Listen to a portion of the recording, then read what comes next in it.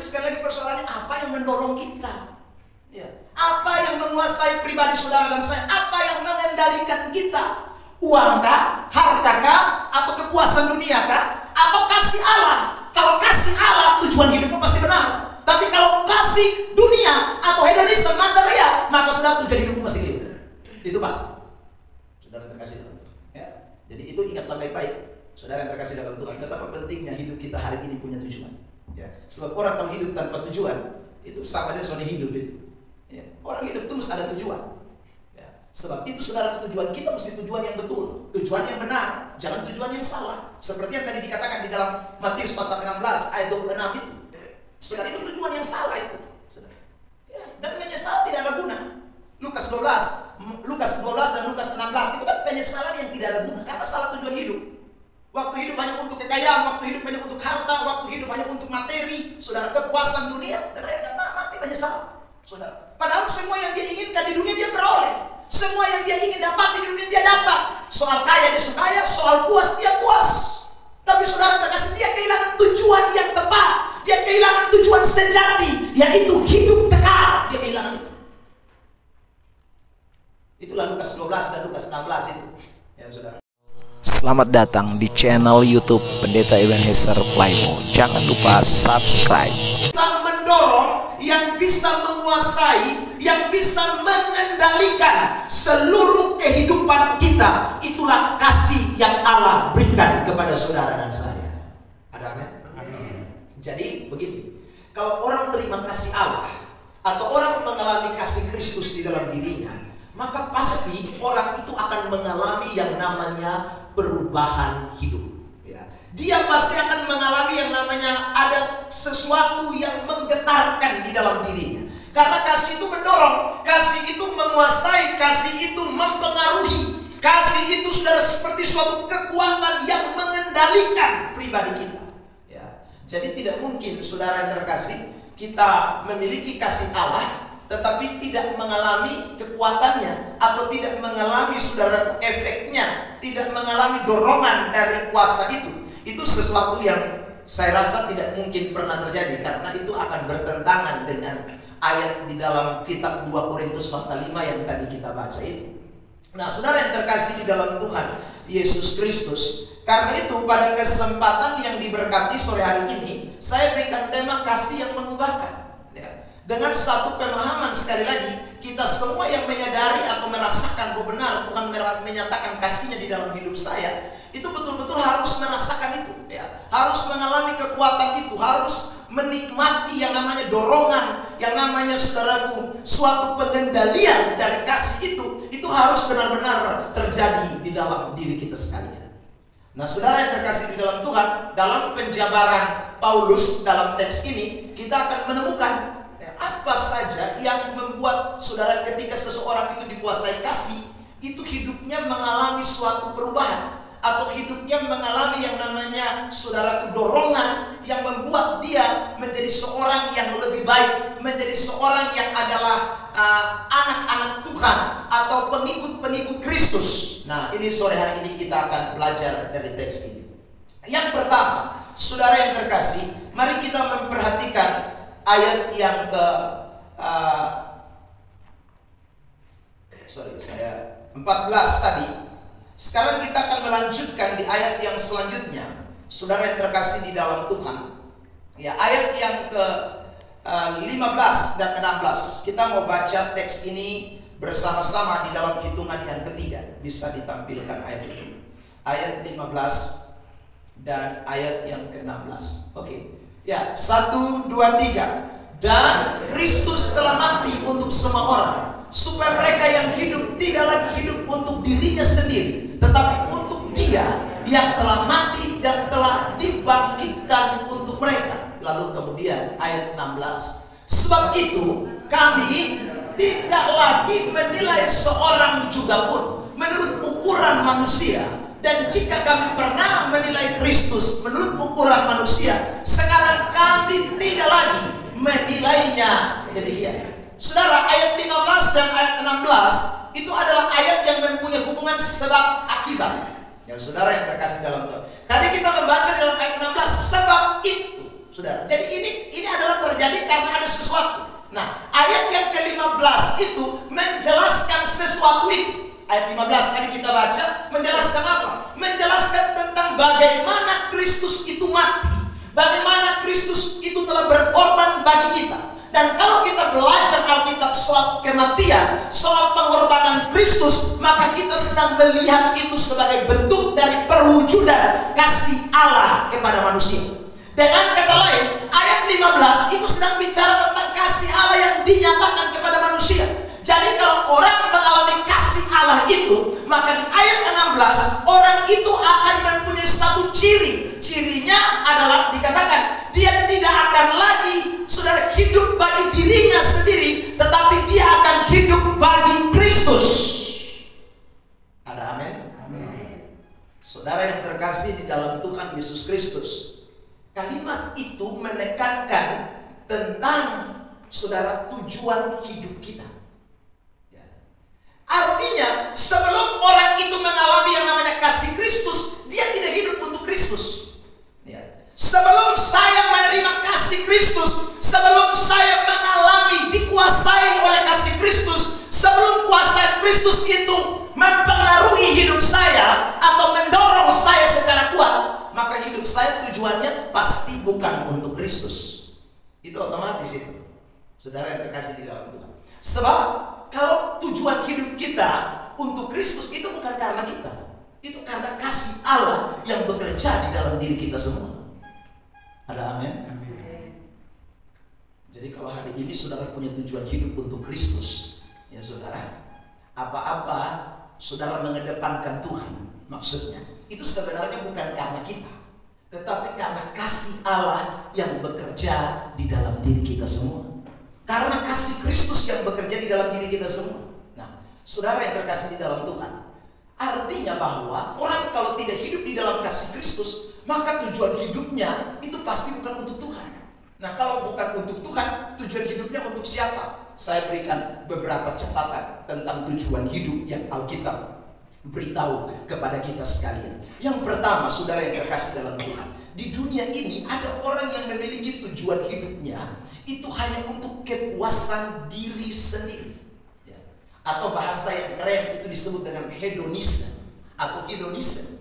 Hedonisme itu, saudaraku, itu artinya apa? Kepuasan diri sendiri. Tujuan hidupnya hanya untuk kepuasan diri sendiri. Perhatikan 1 Korintus 15 ayat yang ke-31 dan 32. Tetapi inti di ayat 32 saja kita mau lihat. 1 Korintus 15 ayat yang ke-32. Saudara, 1 Korintus 15 ayat 32. Jemaat, mari baca teks ini. 1, 2, 3. Saudara-saudara, tiap-tiap hari aku berhadapan dengan maut demi kebanggaan.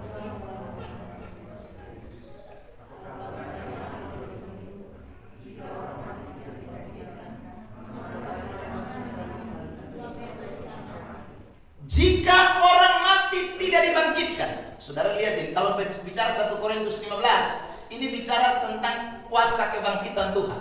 Ya saudara, nah saya ulang lagi, kalau bicara kematian dan kebangkitan Kristus itu bicara soal kasih Kristus. Tapi kalau orang tidak mengalami kasih Kristus, alias orang tidak mengalami kuasa kebangkitan, maka itu orang dikatakan begini, saudara, marilah kita makan dan minum sebab besok kita akan apa? Mati.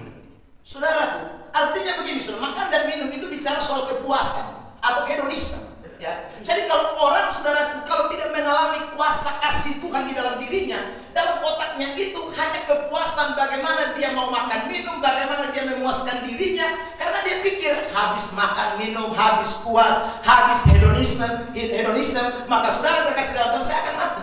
Jadi sebelum saya mati, ya saya hedonisme memang, saya puaskan saya punya diri memang, saya pikir saya punya diri, pokoknya kenyang memang dengan segala sesuatu yang ada di dalam dunia ini. Itu karena orang tidak mengalami yang namanya kasih Kristus di dalam dirinya.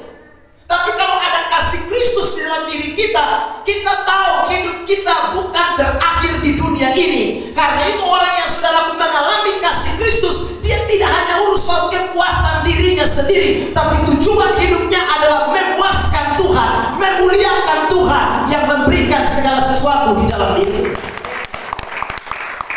Saudara yang terkasih dalam Tuhan, mundur ayat 31, perhatikan ya, 1 Korintus 15 ayat 31. Ya, mari kita baca 1, 2, 3. Saudara-saudara, tiap-tiap hari aku berhadapan dengan maut. Demi kebanggaanku akan kamu dalam Kristus Yesus Tuhan kita. Aku katakan bahwa hal ini benar. Ini saudara lihat orang yang punya tujuan hidup. Itu Paulus. Jadi Paulus bilang, kamu lihat saya tiap hari berhadapan dengan maut. Demi apa? Demi kebanggaan kamu akan kamu dalam Kristus Yesus. Saudara, ya. Ini orang yang punya tujuan hidup itu berbeda. Ya. Kalau tidak punya tujuan hidup, nah ya seperti 32 tadi, saudara. Hanya urus makan minum. Ya karena nanti selesai mati, selesai. Ya, dia tidak ada pikir segala-galanya. Tujuannya hanya untuk dia diri sendiri. Tapi Paulus tidak. Paulus adalah seorang yang memiliki tujuan hidup. Makanya ketika dia hidup, dia berkata dalam satu ayat dalam Filipi pasal 1 ayat yang ke-21, dia bilang, kalau aku hidup, hidupku adalah bagi Kristus dan mati adalah keuntungan.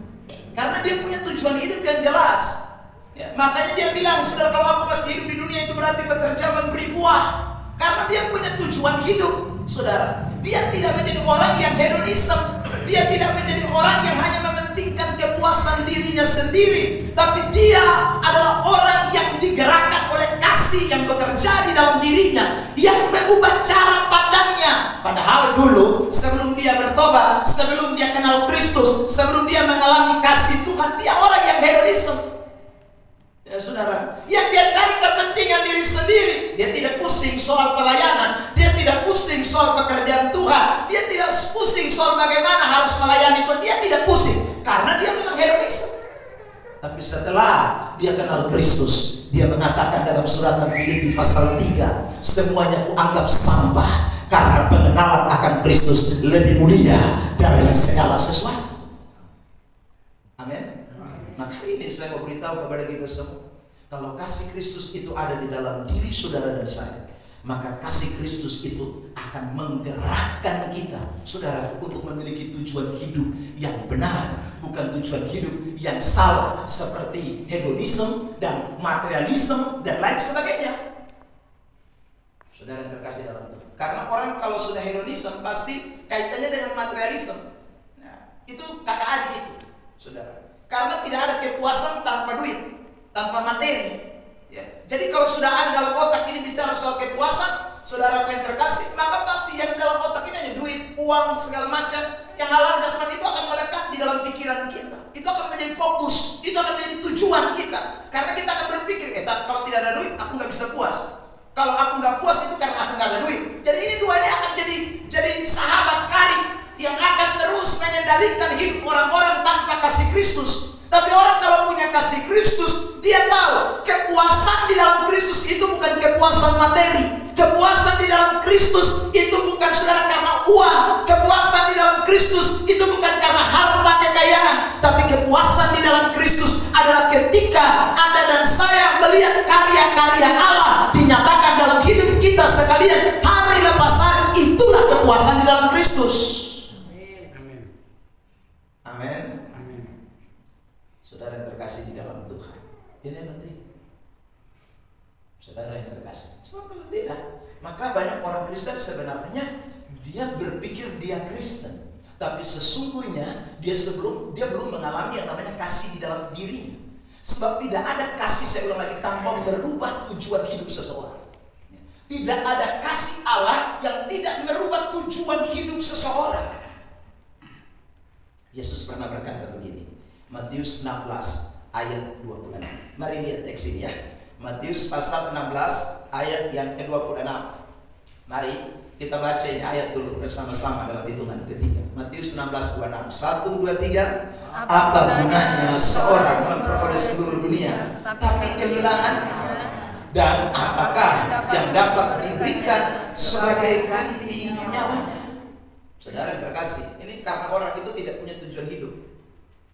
Akhirnya dia cari, tadi saya bilang hedonisme, dia peroleh segala sesuatu, tapi dia lupa, ya saudara, akan kehidupan kekal. Karena semua yang kita peroleh secara hedonisme, materialisme tidak bisa, saudara, menebus diri kita. Yang bisa tebus diri saudara dan saya itu adalah kasih Kristus yang dinyatakan di dalam diri kita semua. Karena itu sebagai anak-anak Tuhan, sebagai orang-orang Kristen, berilah hidupmu dikuasai, kata Paulus, dengan kasih Kristus itu. Sebab waktu kasih Kristus itu menguasai hidup kita, dia akan merubah tujuan hidup saudara dan saya. Sehingga tujuan hidup kita tidak bersentral kepada hal-hal yang kelihatan, tidak bersentral kepada hal-hal yang semu, tidak bersentral kepada hal-hal yang tidak bisa memberikan pengharapan. Tetapi saudaraku, dengan kasih Kristus kita akan mempunyai tujuan hidup yang pasti, tujuan hidup yang berpengharapan, tujuan hidup yang menjanjikan bukan hanya hari ini tetapi masa depan kita. Itulah tujuan yang tepat yang diberikan kepada saudara dan saya oleh kasih Kristus yang bekerja di dalam diri kita semua. Saudara yang terkasih dalam Tuhan, kemarin istri saya bilang begini, Papa, ya, sekarang ada pembagian BLT di kantor pos, jadi orang ramai sekali. Saudara terkasih dalam Tuhan, ya. Lalu ada saudara jemaat yang tiba-tiba muncul, ya. Saudara yang dikasih oleh Tuhan. Lalu istri saya bilang begini, ibu datang pasti karena mau terima BLT kan? Ya, saudara. Ya. Padahal saudaraku, beberapa minggu ini hilang-hilang mereka. Kenapa? Aduh Bapak, kami pun tanaman dong ini kita tidak bisa kasih tinggal Bapak, ya. Karena kalau kami kasih tinggal nanti, aduh ini monyet segala macam kera masuk dan usaki.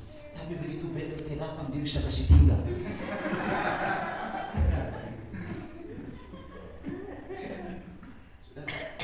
Saya dalam hati, Tuhan datang dia tidak peduli, tapi BLT datang dia peduli, ya. Saudara yang terkasih dalam Tuhan, itulah banyak orang Kristen. Ya, karena banyak orang Kristen tujuannya saudara hanya pada hal-hal material, hanya pada hal-hal yang hedonisme, saudara. Sehingga yang dikejar, yang diburu bukan tujuan yang kekal, bukan sesuatu yang abadi, tapi ya itulah hal-hal materi. Saudara yang terkasih dalam Tuhan, berapa banyak orang Kristen kalau diperhadapkan dengan arisan dan ibadah, dia akan pilih arisan. Apalagi nama tinggal dua yang belum dikeluar. Bisa tahan itu. Ini kayaknya ini minggu di beta, ini minggu di kayaknya beta. Itu sudah. Padahal TV bukan dia, ya orang lain lagi. Ih, coba tadi dia jangan datang, baik. Karena orang sekali lagi lebih menjurus kepada hal-hal materialis. Saudara yang terkasih dalam Tuhan, ya. Kalau saya sekali lagi, ya, kalau arisan itu tinggal 2 orang, lalu pilihannya harus ibadat dan arisan, maka saya lebih pilih ibadat. Kenapa? Kalau yang kali ini saya tidak dapat atau saya dapat, lalu karena saya tidak ada dikasih ke dia, otomatis bulan depan harus saya. Kan tinggal 1 tuh. Tidak mungkin saya punya nama dong buang. Itu saudara terkasih dalam Tuhan, itu pasti. Tapi sekali lagi persoalannya apa yang mendorong kita? Ya. Apa yang menguasai pribadi saudara dan saya? Apa yang mengendalikan kita? Uangkah, hartakah, atau kepuasan duniakah, atau kasih Allah? Kalau kasih Allah, tujuan hidupmu pasti benar. Tapi kalau kasih dunia atau hedonisme material, maka sudah tujuan hidupmu pasti keliru. Itu pasti. Saudara terkasih dalam Tuhan, ya. Jadi itu ingatlah baik-baik, saudara yang terkasih dalam Tuhan, betapa pentingnya hidup kita hari ini punya tujuan. Ya. Sebab orang kalau hidup tanpa tujuan, itu sama dengan soal hidup itu. Orang hidup itu mesti ada tujuan, ya. Sebab itu saudara, tujuan kita mesti tujuan yang betul, tujuan yang benar, jangan tujuan yang salah. Seperti yang tadi dikatakan di dalam Matius pasal 16 ayat 26 itu, saudara, itu tujuan yang salah itu, saudara. Ya, dan menyesal tidak ada guna. Lukas 12 dan Lukas 16 itu kan penyesalan yang tidak ada guna karena salah tujuan hidup. Waktu hidup hanya untuk kekayaan, waktu hidup hanya untuk harta, waktu hidup hanya untuk materi, saudara, kepuasan dunia, dan akhirnya mati menyesal, saudara. Padahal semua yang dia inginkan di dunia dia peroleh, semua yang dia ingin dapat di dunia dia dapat. Soal kaya dia kaya, soal puas dia puas. Tapi saudara terkasih, dia kehilangan tujuan yang tepat, dia kehilangan tujuan sejati, yaitu hidup kekal. Dia kehilangan itu. Itulah Lukas 12 dan Lukas 16 itu, ya saudara. Maka Yesus bilang itu orang kaya yang bodoh, ya. hari ini sekali lagi kasih Kristus harus menguasai saudara dan saya. Semakin kasih Kristus itu menguasai, cara pandangmu akan berubah, cara pikirmu akan berubah. Sekali lagi, engkau tidak akan memikirkan hal-hal yang sifatnya sementara, tetapi engkau akan memikirkan hal-hal yang sifatnya ke depan. Saudara yang terkasih dalam Tuhan, itu karena kasih Kristus. Yang kedua, saudara, apa yang terjadi ketika seseorang dikuasai oleh kasih Kristus yang bisa mengubahkan hidupnya? Yang kedua, mari kita membaca ayat yang ke-14 lagi. Ya, saudara yang terkasih dalam Tuhan, saya sengaja 15-16 lebih dulu, lalu kita kembali ke ayat 14. Perhatikan, saudara, sebab kasih Kristus yang menguasai kami, karena kami telah mengerti bahwa jika satu orang sudah mati untuk semua orang, maka mereka semua sudah mati. Karena kami mengerti. Saudara yang terkasih, saya tertarik dengan kata kami mengerti. Kata mengerti di dalam teks itu dipakai kata krinantas dalam bahasa Yunani, saudara. Kata krinantas itu memiliki makna suatu keputusan yang diambil secara benar oleh karena pemahaman yang mendalam. Saya ulang lagi. Jadi kata krinantas itu artinya, saudara, bukan hanya sekedar mengerti, tetapi ada suatu keputusan yang diambil berdasarkan suatu pemahaman atau pengertian yang sangat dalam. Jadi kasih Kristus itu, saudara yang terkasih dalam Tuhan, membuat Anda dan saya tahu mengambil keputusan-keputusan di dalam hidup ini. Tapi itu keputusan bukan asal keputusan. Suatu keputusan yang didasari dengan suatu pemahaman yang betul-betul sangat dalam, sangat kuat. Ini penting, anak-anak Tuhan. Sebab kalau tidak, orang susah ambil keputusan di dalam ini hidup. Ya. Kenapa? Ya, karena dia tidak mengerti. Kenapa dia tidak mengerti? Karena kasih Kristus tidak bekerja dalam diri. Sebab kalau kasih Kristus itu bekerja dalam diri saudara, saudara tambah hari dikuasai oleh kasih Kristus, itu pengertianmu akan semakin dalam. Pengertianmu akan semakin dalam. Untuk apa? Supaya Anda dan saya mengambil keputusan-keputusan yang tepat, keputusan-keputusan yang tidak salah, keputusan-keputusan yang benar. Itu menjadi penting itu, saudara yang terkasih di dalam Tuhan. Ya. Sebab keputusan itu menentukan jalan hidup kita, saudara. Kenapa orang ambil keputusan bunuh diri? Coba kita renungkan. Kenapa orang mengambil keputusan untuk bunuh diri? Jawabannya sederhana. Dia tidak punya pemahaman yang mendalam. Sebab kalau dia punya pemahaman yang mendalam, saudara, tidak mungkin dia memutuskan diri bunuh diri. Dia tidak mungkin memutuskan untuk bunuh diri. Itu omong kosong, saudara terkasih dalam Tuhan. Hanya orang-orang yang punya pemahaman dangkal, hanya orang-orang yang punya pemahaman tipis. Orang Jakarta bilang pemahamannya cetek. Saudara, kalau Anda punya pemahaman cetek, pemahaman dangkal, keputusan hidupmu sembarangan. Saudara yang terkasih dalam Tuhan, kalau Anda dan saya betul-betul, saudara, memahami betapa luar biasanya kasih Kristus yang menaungi kita, yang melindungi kita, yang menguasai kita, maka keputusan-keputusan kita itu keputusan yang mendasar pada suatu pemahaman yang sangat kuat. Ada amin? Amin. Saudara terkasih di dalam Tuhan, kalau orang bertanya kepada kita semua yang hadir pada kesempatan ini, kenapa kamu pergi gereja? Atau kenapa kamu rajin ibadah? Kenapa kamu pergi persekutuan doa? Saudara, Anda mesti berikan pemahaman, keputusan yang betul-betul mendalam. Kenapa saya pergi gereja?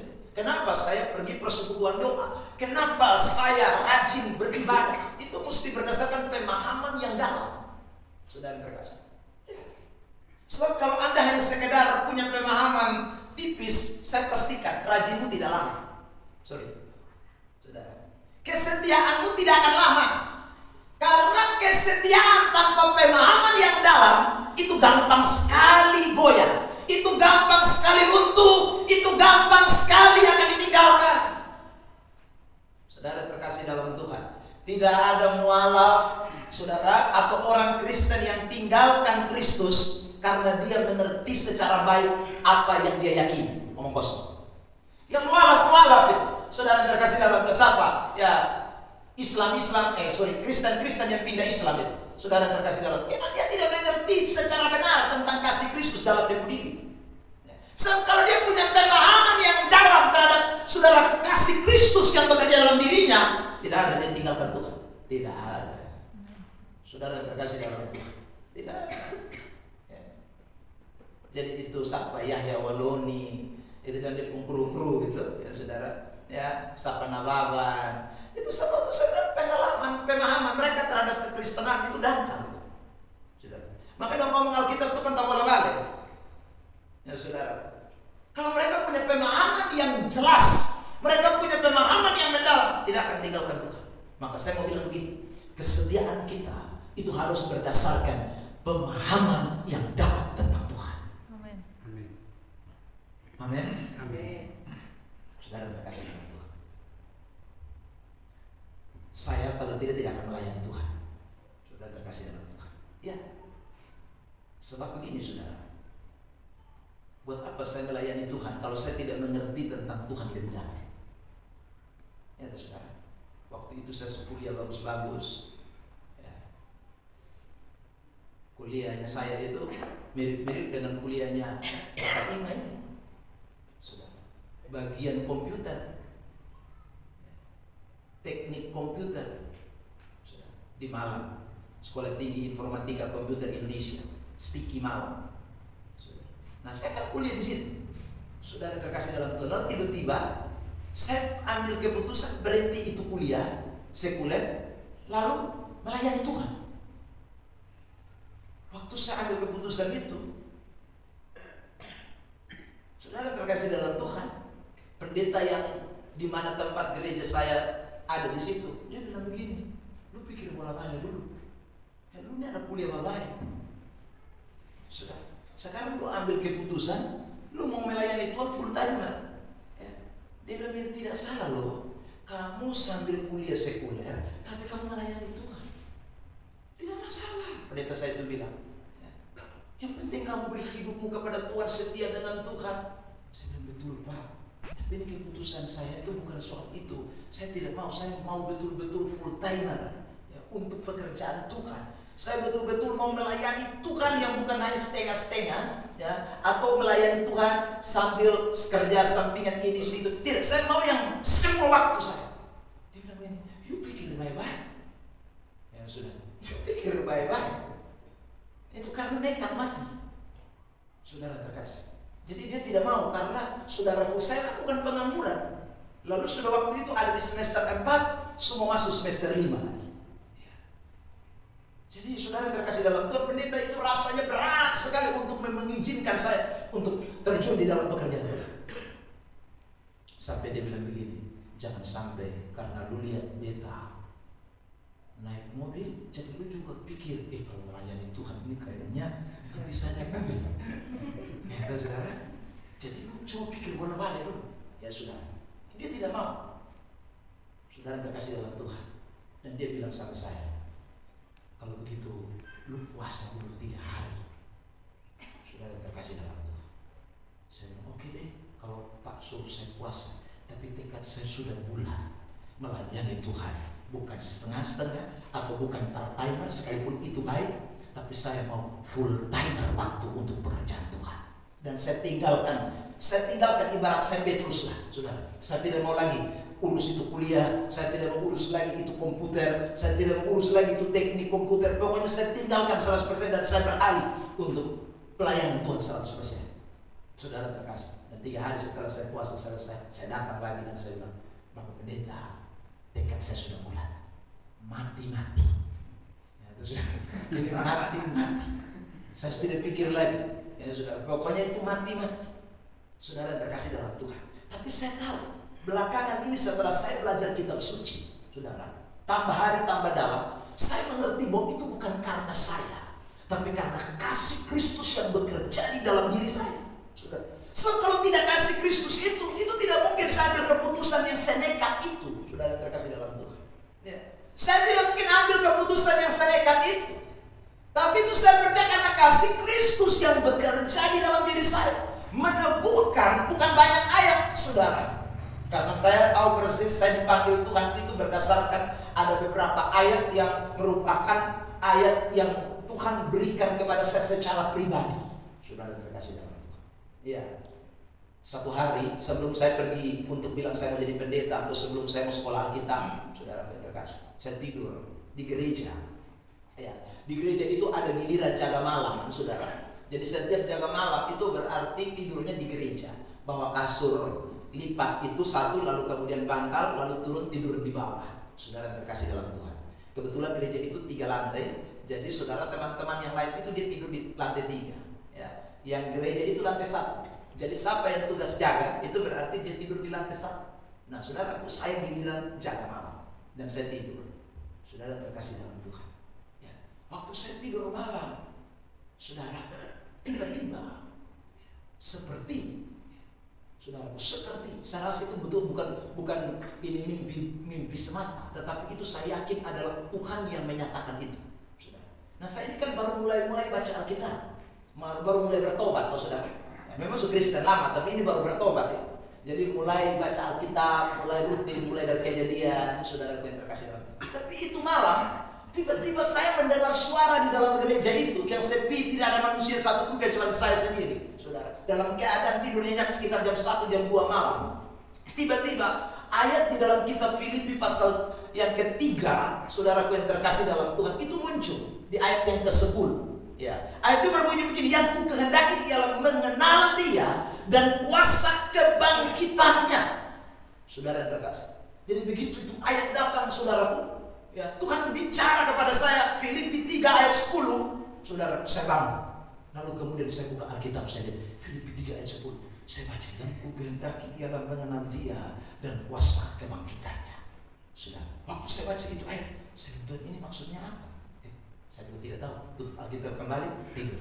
Besok pagi saya tanya kepada senior-senior yang sudah melayani Tuhan, saudaraku, yang punya jabatan pendeta muda, pendeta pembantu di gereja itu. Saya tanya mereka, tadi malam saya ya, ayatnya adalah Filipi 3 ayat 10. Ya sudah. Lalu kemudian mereka bilang, coba kita baca itu ayat. Saya bilang, kalimatnya bunyi begini, yang ku kehendaki ialah mengenal Dia dan kuasa kebangkitan. Langsung satu bilang begini, orang Batak. Dia bilang, kau mau jadi pendeta? Kau mau jadi pendeta? Saya bilang, kau gila mungkin ya. Kan saya lagi kuliah ini ya, saudara. Kau gila mungkin. Tidak, itu Tuhan bilang kau mau jadi pendeta. Kau tanda saya punya kata-kata. Saudara terkasih, waktu itu saya baru bertobat dan itu saya ada di semester 2. Saudara terkasih dalam Tuhan. Saya tidak gubris dengan itu ayat. Ya, saya tidak peduli dengan itu ayat. Saudara terkasih dalam Tuhan. Meski panggilan Tuhan itu sudah datang di semester 2. Itu jelas, ya saudara terkasih dalam Tuhan. Dalam perjalanan waktu, saudara terkasih dalam Tuhan, saya masih tinggal di itu gereja. Ya, meskipun saya berencana untuk pergi kos keluar dari itu gereja, tapi saudara selalu saja ada kendala. Ya. Setiap kali saya mau pamit, pasti pendeta itu sudah tidak ada. Pendeta itu saudaraku alasan tidak mau ketemu dengan saya. Pokoknya banyak hal. Ya saudara terkasih dalam. Padahal saya tidak mau tinggal di gereja karena aturan segala macam terlalu banyak tuh. Saudara, jadi saya bosan tinggal di gereja, tidak bisa keluar sembarangan. Ya. Kita keluar mesti izin satpam, pakai catatan lagi. Jam berapa pulang? Ya. Tanya, saudara, jadi lu jam pulang itu jam itu. Saudara, jadi saya akhirnya kerasa itu tidak bebas. Nah, biasa bebas baru dikurung di dalam kandang, itu kan agak berat. Saudara. Ya. Jadi saya itu mulai bertahan semester 1, semester 2, saudara. Ya, dapat itu panggilan Tuhan. Saudara terkasih dalam Tuhan. Satu hari lagi, saudara, ini waktu kami sedang berdoa. Saudara terkasih dalam Tuhan. Setiap pagi kami berdoa, itu selalu gembala di gereja itu menumpangkan tangan di atas kami. Tapi hari itu gembala tidak ada. Saudara terkasih dalam Tuhan. Jadi kami berdoa sendiri. Saudara terkasih dalam Tuhan. Lalu tiba-tiba ada teman saya itu yang suka jahil. Maka dia bertindaklah sebagai gembala. Padahal dia bukan gembala. Ya, karena dia lihat, Bapak Tuhan tidak ada. Ya saudara, dia terdiri dan kemudian dia mulai tumpang tangan satu-satu. Ya, dia mulai tumpang tangan satu-satu. Dia datanglah tumpang tangan di saya. Saudara. Nah saya tidak pernah berpikir bahwa yang tumpang tangan ini si setan satu ini. Saudara. Tapi Tuhan sedang pakai dia itu sebenarnya, saudara terkasih dalam, untuk meneguhkan panggilan itu dalam diri saya. Jadi dia datang dan tumpang tangan kepada saya. Lalu saudara, sambil dia tiru-tiru suara gembala saya itu. Nah, suara gembala saya itu kan sedikit ngebas. Dia tumpang tangan, engkau akan menjadi hamba-Ku. Dia dorong-dorong di kepala ya saudara. Tapi beta tahu saya itu beta penggembala. Karena beta rasa itu beta penggembala saudara. Jadi beta ini serius, beta menyembah Tuhan, haleluya. Saudara dalam hadirat Tuhan, dia jangan tahan ketawa minta. Tidak serius dalam tumpang tangan, tapi dia lagi nilai. Saudara terkasih dalam Tuhan. Jadi setelah itu, saudara, amin. Saya kok gembala tidak ada. Siapa yang tadi kerjaan? Saudara terkasih dalam Tuhan. Lalu kita baku tanya, tadi Bapak ada kok? Dia tumpang tangan dalam ini. Om tadi datang tapi dia pulang lebih dulu. Ya. Dia tumpang tangan habis kita dia langsung jalan. Ya. Padahal tidak ada, dia ini yang tumpang tangan kami semua. Saudara terkasih dalam Tuhan. Lalu kemudian dia datang dan dia bilang sama saya begini, ya saudara, tadi saya lihat kamu, dia kan persis duduk di samping saya. Karena saya serius doa, saya tidak tahu kalau dia juga bangun untuk tumpang tangan itu. Nah, tadi saya doa itu kan dekat lutut tadi, dia bilang begitu. Dia bilang tadi saya lihat mikir rasa beda, ada sesuatu. Ya, beda rasa mungkin beda tadi. Selalu saya cerita, betul ya. Tadi waktu tumpang tangan dia beda.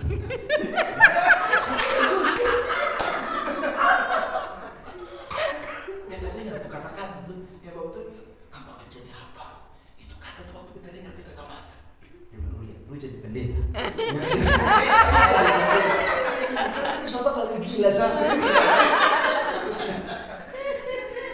Tapi dalam beta benak itu hanya itu pendeta yang sedang menyatakan itu kepada beta, saudara terkasih. Tapi hari lepas hari saudara terkasih, beta merasakan semacam ada suatu dorongan dalam beta sendiri yang benar-benar kuat sekali. Yang mendesak beta harus lu betul-betul harus melayani Tuhan. Lu betul-betul harus melayani Tuhan. Tidak boleh tidur. Saudara terkasih dalam Tuhan. Dan akhirnya titik itu membuat saya akhirnya menyerah. Saudara, gairah itu, semangat itu begitu mendalam dalam diri saya. Saudara terkasih. Nah saya tahu itu karena kasih Kristus. Saya yang tadi malas baca Alkitab, tiba-tiba rajin baca Alkitab. Saudara, setiap khotbah pendeta saya catat, saudara. Itu kalau bukan kasih Kristus itu tidak mungkin, saudara. Ya. Karena asal mulanya saya pemokol belajar Alkitab. Jangankan baca Alkitab, tulis khotbah. Baca saya tidak pernah. Saudara, tapi saya punya gairah. Dibandingkan dengan saya catat pelajaran di kampus dengan catat khotbah, lebih sering saya catat khotbah. Itu saudara membuat saya semakin mulai mengerti tentang Tuhan. Dan itu yang mendorong saya untuk melayani Tuhan. Semakin semangat untuk memberi hidup saya kepada Tuhan. Saudara terkasih dalam Tuhan. Dan awal-awal saya melayani Tuhan, saya sedikit ekstrim. Ya saudara, saya sedikit ekstrim. Saudara terkasih. Padahal tidak bisa apa lagi. Makan susah, uang sudah ada. Tapi ekstrim sekali dalam diri saya. Saudara, bagi saya waktu itu, sebelum saya mengerti firman Tuhan lebih dalam dibandingkan hari ini, saya kesaksian saudara. Ya, kerja sekuler itu dosa bagi saya waktu saya mulai melayani Tuhan. Jadi mau lapar mati, beta serahkan kerja lain. Ya, kerjaku hanya melayani Tuhan, doa, puasa, itu saja tiap hari. Tidak pernah bilang mau kerja ini, kerja itu. Beta rasa itu kalau beta lakukan dosa. Beta mulai menyangka itu pelayanan yang Tuhan berikan. Padahal sebenarnya tidak dosa. Tapi pemahaman saya, saudara yang terkasih dalam Tuhan, untuk mengenal secara lebih dalam waktu itu kan belum terlalu paham-paham banget. Jadi mati-mati. Padahal saya sunikan. Sampai kami itu puasa terpaksa beberapa kali. Karena tidak mau kerja. Kenapa dulu saya bodoh? Seandainya dulu saya usaha sedikit kok apa, kan tidak semacam itu. Tapi karena saudara pemahaman di dalam otak ini melayani Tuhan saja, melayani Tuhan saja, tidak boleh bikin apa-apa, maka saudara terkasih dalam Tuhan. Meskipun memang ada mujizat yang Tuhan nyatakan, saudaraku, tetapi saudara yang terkasih dalam Tuhan, itu pemahaman bikin saya tidak lakukan apapun yang namanya hal sekuler. Saudara terkasih dalam Tuhan, saking ekstrim. Maka saya pernah bersaksi mungkin di tempat ini juga. Saya jalan kaki dengan istri tiap hari, pokoknya mau sampai bangun kita jalan kaki, sampai esok kita jalan kaki. Hanya iman saja, haleluya, iman, haleluya. Waktu itu begitu saudara, mau mati hanya iman saja.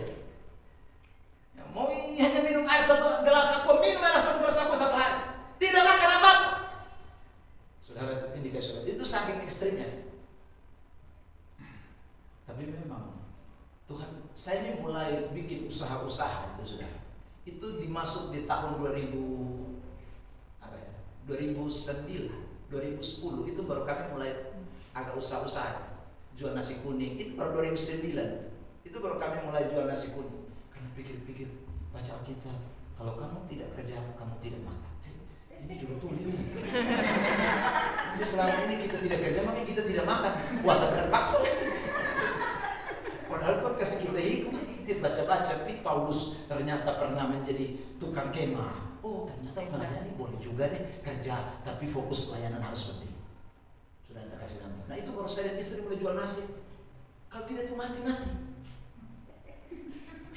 Itu sudah terkasih dalam. Yang kita saya bilang keputusan kita itu kadang-kadang bisa salah, saudara, membabi buta tanpa pemahaman yang benar. Semakin kita memahami sesuatu, maka saudara kita semakin bisa mengambil keputusan yang tepat. Tapi saya ulang, itu hanya bisa terjadi kalau kasih Kristus bekerja dalam diri kita. Kalau tidak ada kasih Kristus dalam hidup saudara, pemahamanmu akan dangkal.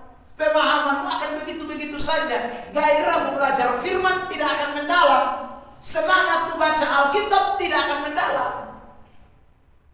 Saudara yang terkasih dalam Tuhan, apalagi ini hari-hari, ini hari-hari ini terlalu luar biasa. Itu saudara yang terkasih, semuanya sekarang lebih enak. Ya. Kalau dulu kan kita mau belajar itu agak susah sekali, saudara. Kita mesti cari buku, beli buku mahal, itu saudara. Sekarang tidak.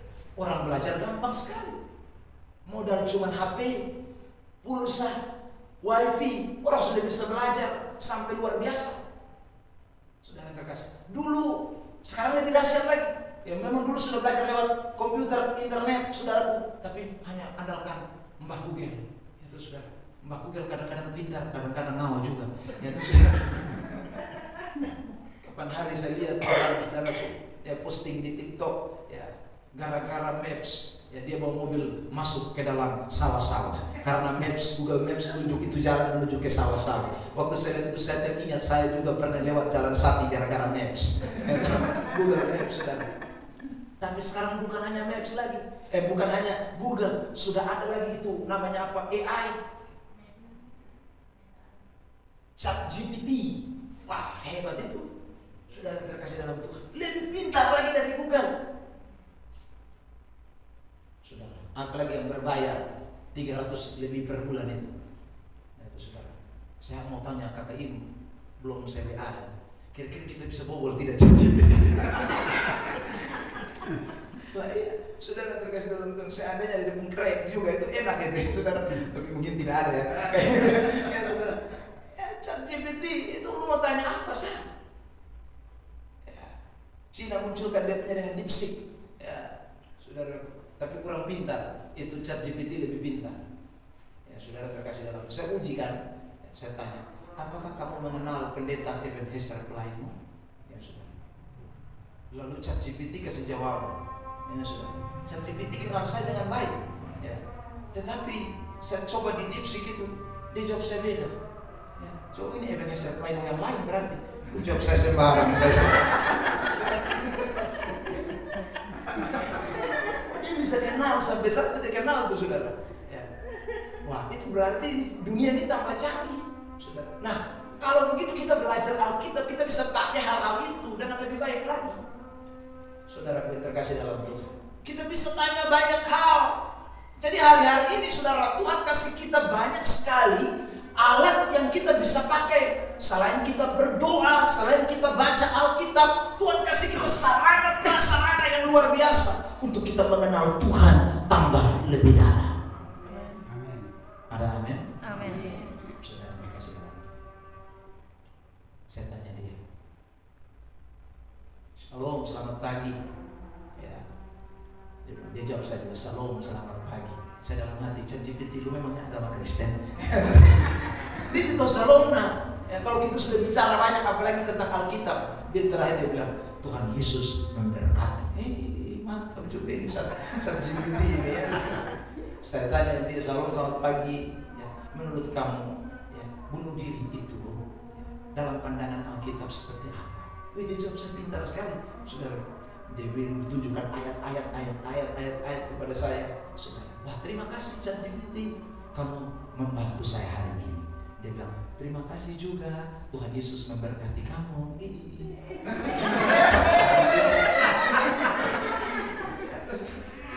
bisa Tuhan Yesus memberkati kamu itu. Google kan tidak bisa Tuhan Yesus memberkati kita. Tapi ChatGPT bisa bilang Tuhan Yesus memberkati. Saudara yang terkasih dalam Tuhan, jadi hari-hari ini gampang sekali kita belajar Alkitab. Ya, tambah kita bisa mengenal Tuhan lebih dalam, tambah kita bisa mengenal Kristus lebih dalam lagi. Kita bersyukur.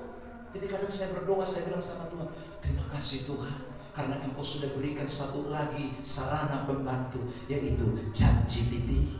Haleluya, terima kasih Tuhan.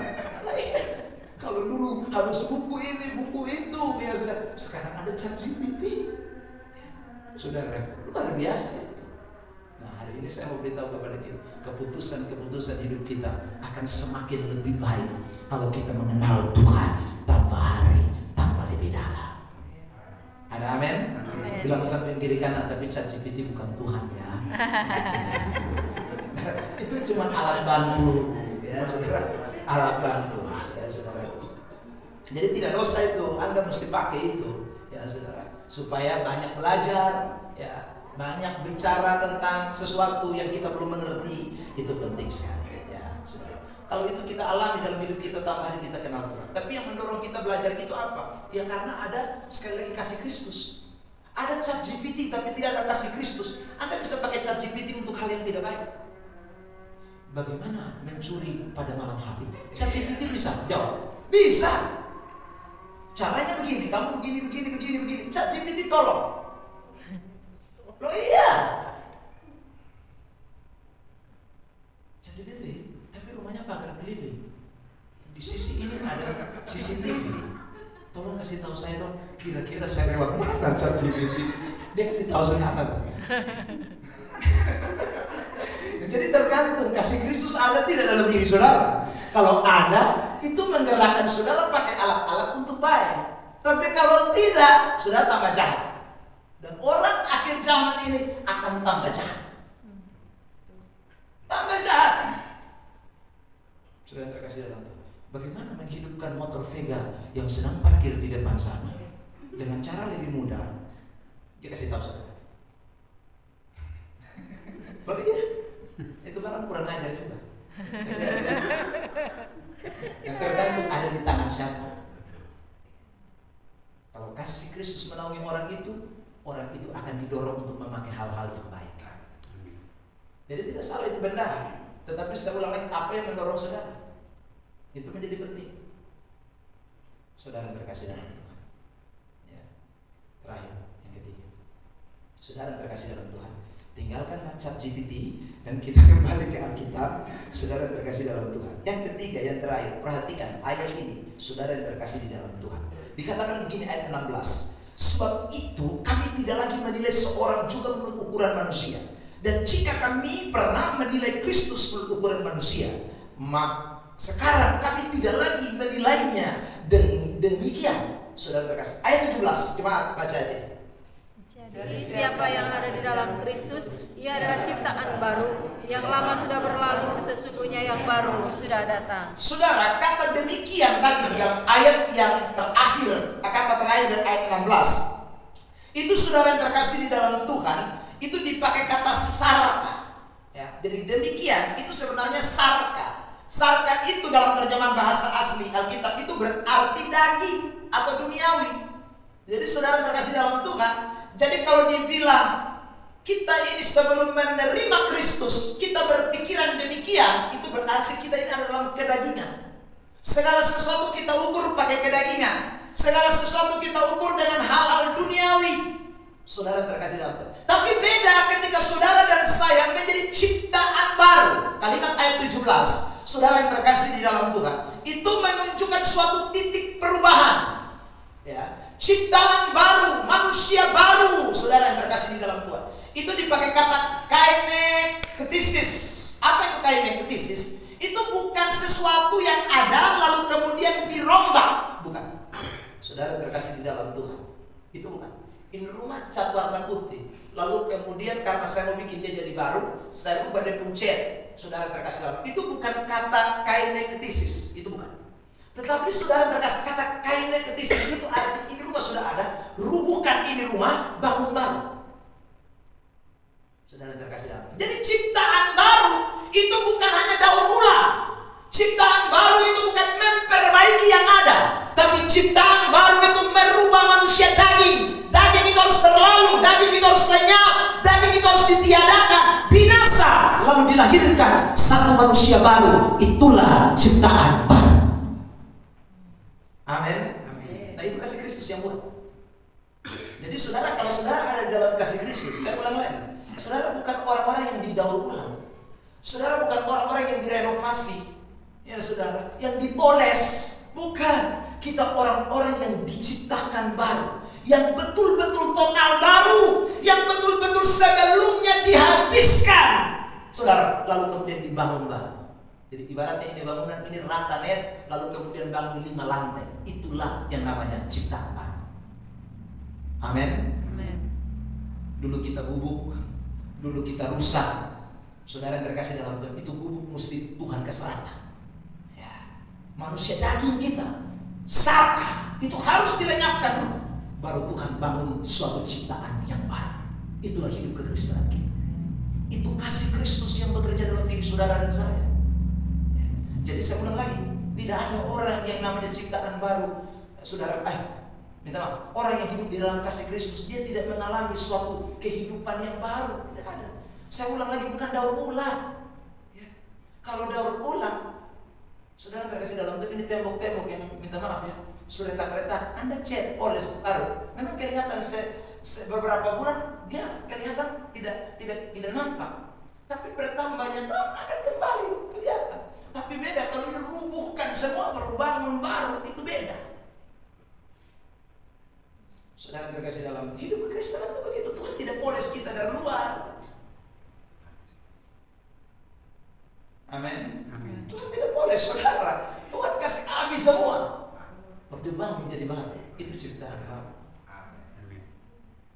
Amin. Tapi itu bukan kita. Kasih Kristus yang bekerja dalam kita. Amin. Ya. Jadi ini penting buat kita semua yang hadir. Karena itu saudara kalau baca Alkitab kita kadang-kadang heran ya. Ya kenapa Paulus membunuh dulu loh? Dia jadi rasul hebat. Ya, karena dia dirubuhkan manusia daging. Manusia daging itu habis tuh, bukan dipoles. Baru diciptakan manusia baru. Saudara yang terkasih dalam itu. Kalau tidak mungkin. Paulus bisa raja di rasul yang begitu rohani, saudara. Tidak mungkin itu. Tapi kasih Kristus itu bekerja di dia. Anak-anak Tuhan.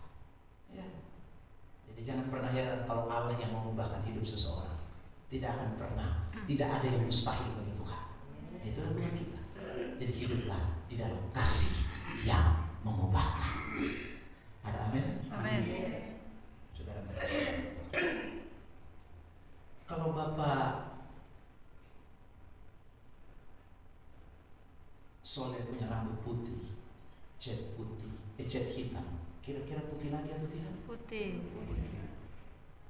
Tapi kalau Bapak Soleh, saudara, ya, minta maaf, saya pakai kalimat ini, ya, kepalanya dipotong, pasang kepala baru, saudara terkasih dalam Tuhan, ya, kepala itu rambutnya hitam semua, saudara terkasih dalam Tuhan, maka itu akan lama, ya, karena baru. Tapi kalau baru yang lama ini dia mau cat 10 kali, tetap hitam putih ulang lagi, sama seperti rambut keriting. Iya mau berapa ratus kali tetap keriting. Kecuali cabut rambut keriting semua, tanam rambut lurus. Nah, itu baru bisa lurus selamanya. Tidak tahu apakah itu sudah ada atau belum, saudaraku. Ya, nanti kita tanya ChatGPT. Itu saudara. Kecuali itu, ya. Cabut sama rambut keritingmu itu, lalu tabur benih baru. Benih itu namanya adalah benih rambut lurus. Maka begitu muncul rambut lurus ya, itu tidak perlu ion lagi selamanya. Ya sudah terkasih. Tapi selama rambut keriting itu masih ada, maka sampai kapanpun, ya sudah, ion 100 kali pun tetap keriting ulang. Percayalah. Ya saudara. Makanya ada istilah saudaraku, ion 3 bulan, keriting lagi KPI itu, ya, keriting paksa ion, ya itu sudah KPI. Ya, 3 bulan akan yang ulang lagi.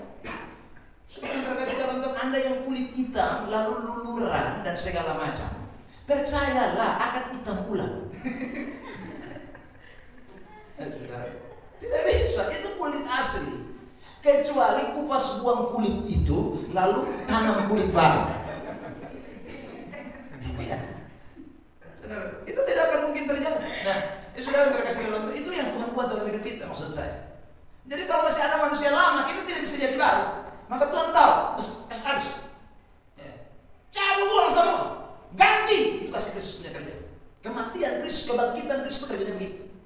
Nah, itu luar biasa. Waktu saya renungkan itu kalimat saudara, ya, saya meneteskan air mata. Saya bilang, Tuhan, betapa luar biasa Engkau dalam hidupku. Ya saudara, saudara, lalu saya pikir-pikir, Tuhan, kalau saya yang lama ini saja Tuhan bisa buat jadi baru, apa toh lagi yang lain-lain? Ya saudara, yang sebentar, yang ini manusia anggap tidak mungkin. Ya, tapi Tuhan bisa jadikan sesuatu yang luar biasa, yang baru, apalagi yang lain-lain. Karena itu kalau orang Kristen renungkan baik-baik kasih Kristus, dia akan betul-betul merasakan betapa kedahsyatan Tuhan dalam hidupnya itu begitu luar biasa, hebat, tiada taranya. Ada amin? Bilang sama-sama dengan saya, kasih Kristus mengubahkan hidup saya. Kasih Kristus mengubahkan hidup saya. Amin. Saudara terkasih, kita mulai dari belakang. Kasih Kristus buat saya yang lama jadi baru. Kasih Kristus yang lama jadi baru. Amin. Bilang samping kiri kanan, bukan daur ulang bro. Bukan daur ulang. Amin. Ya, ini rata.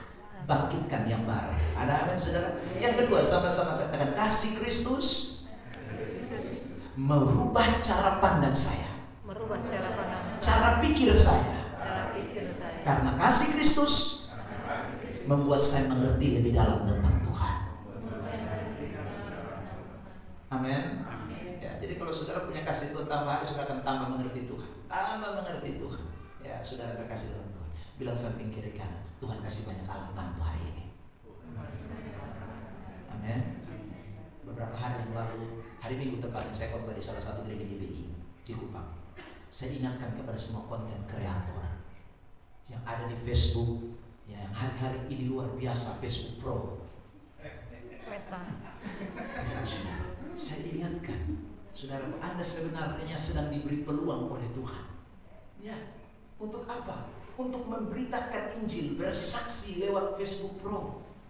Bukan yang tidak jelas-jelas. Karena sekarang ini banyak saudara konten bagi saya yang tidak kreatif. Itu konten ngomong kosong putar balik semua. Saudara yang terkasih dalam Tuhan. Ya, separuh syuting, tiap hari syuting yang tidak jelas. Jalan kaki syuting, ya itu saudara. Apalagi masak syuting, timba air syuting, lipat baju syuting, kas makan babi syuting. Sungguh konten kreator yang tidak ada kreatif sama sekali. Seandainya saya minta, ini loh saya tidak gaji. Tidak kreatif sama sekali. Ya saudara, bikin konten yang tidak jelas. Ya saudara, suami naik motor lupa kunci, ya itu saudara jadikan juga konten. Ya saudara, lupa dompet, konten. Ada saja konten, angka hamar titik kepala suami, konten. Aneh-aneh. Padahal Tuhan itu konten yang melanggar. Bisa FYP ini.